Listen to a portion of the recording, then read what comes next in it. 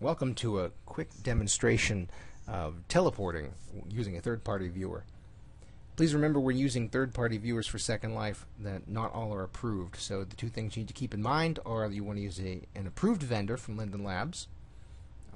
You don't have to use Second Life viewer if you don't want to. There are a list of approved vendors on secondlife.com.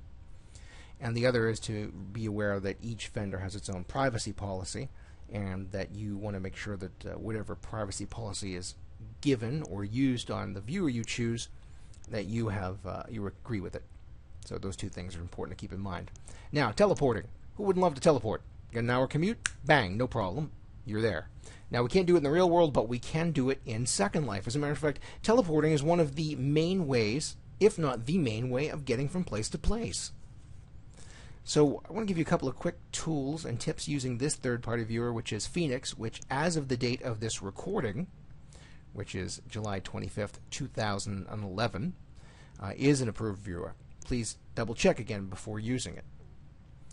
So the first thing I want to tell you, a little trick here, is you want to go to World, and you'll want to go all the way down to Teleport Home. Your home location is assigned to you in the beginning, and you can use it other areas. There are info hubs, or if you own land or rent it, you can reset your home location. It's just a way to help ground your avatar, bring it back to one place in case you ever get lost. Okay? So we're going to hit the teleport home button. Teleporting sometimes goes very quickly, other times it does take longer. Now you'll notice we just fell into some water here. The reason for this is because, in fact, the hub that I originally had my home set on was either purchased or transferred, and someone else did something with it other than what it was. I'm going to fly now. Fly up. Flying, another way of moving around within world, as we say. This is someone else's land. I'm not sure who, so we're not going to stay here more than a minute or two.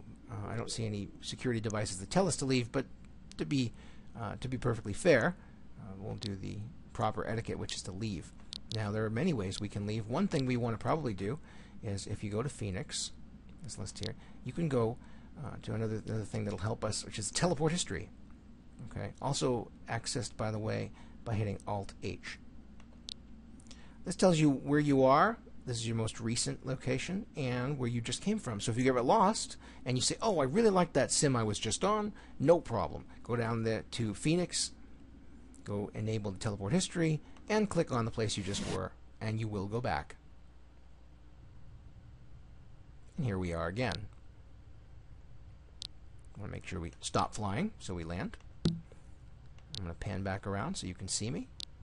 There I am. A little bit too much. There we go.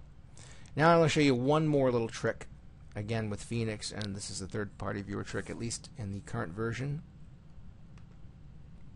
And what you want to do is, we're going to go up to double-click teleports. Also accessible through Control-Shift-D. Once you've clicked it, you can do these things. See, double-click teleporting on. It's not especially tricky. Once you've assembled it, you can just click and you can move around a sim. So you don't have to teleport into separate sims. You can teleport within one sim. I just teleported over the water there. Let's say I get myself into trouble. Oh no, I've fallen into the water. Don't worry about it. It's Second Life. It's not going to hurt you. But if I say, "Oh, I'm stuck. I don't know how to get out," I can go click this and get me out. And I can start moving around using this. By the way, if you don't like the sound or the look of the teleport, there's ways to make some changes there too. We won't go into it right now, but feel free to explore that. Look around. There are a lot of great videos on YouTube about Second Life. I'm going to put some more of them up, but this is just a quick one for you to get an idea about how to teleport within this third-party viewer. Good luck. Have fun with the process, because that is really one of the best pieces of advice I can give you, besides showing you specific technical things. Have fun with it. You know, there was a late, great DJ named Easy Ed Shannon, and Ed told me one time about DJing. If you're having fun, they're having fun. And you know what?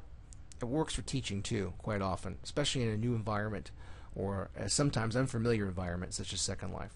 So feel free to experiment, have a good time, and of course, if you need more help, feel free to get in touch with me with the contact information put up on YouTube.